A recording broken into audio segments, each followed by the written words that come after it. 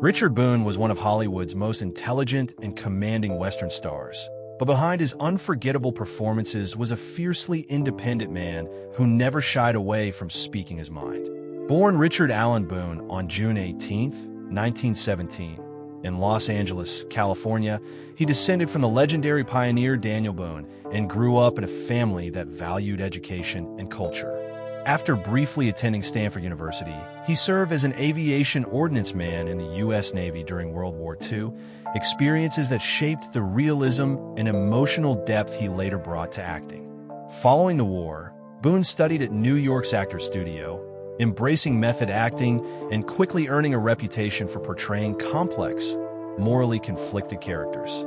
He appeared in films such as Halls of Montezuma, The Desert Fox, and The Road before achieving television immortality in 1957 as Paladin in Have Gun, Will Travel. Unlike the typical television cowboy, Paladin was educated, philosophical, and preferred intelligence over violence, making Boone's performance one of the most celebrated in Western history.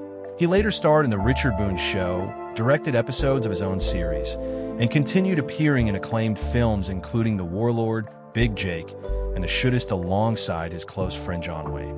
Boone also played a major role in convincing producer Leonard Freeman to film Hawaii Five-0 entirely in Hawaii rather than California.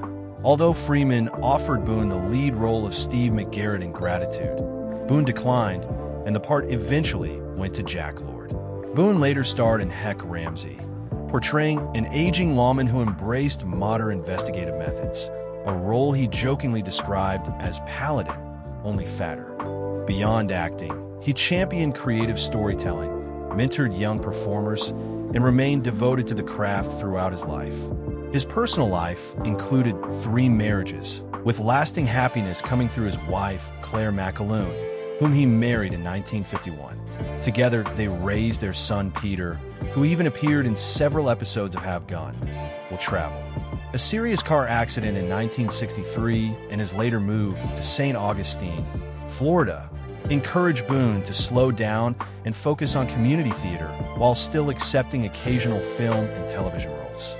Yet perhaps the most controversial chapter of his life centered on fellow Western star James Arness of Gunsmoke. According to many stories, Boone deeply disliked Arness, believing his rival's success came from his imposing appearance and John Wayne's support rather than superior acting ability. Boone, a passionate believer in method acting, reportedly dismissed Gunsmoke as simplistic and considered Arness too stiff and uninspired, while Arness largely ignored the criticism and avoided public conflict. Whether fueled by artistic disagreement, personality differences, or frustration that Gunsmoke far outlasted Have Gun, Will Travel, the rivalry became one of classic television's most talked about feuds. Boone remained outspoken until the end of his career, always placing artistic integrity above popularity. He died on January 10, 1981, at the age of 63 after battling throat cancer. In accordance with his wishes, his ashes were scattered in the Pacific Ocean near Hawaii, a place he deeply loved. Richard Boone left behind far more than memorable westerns.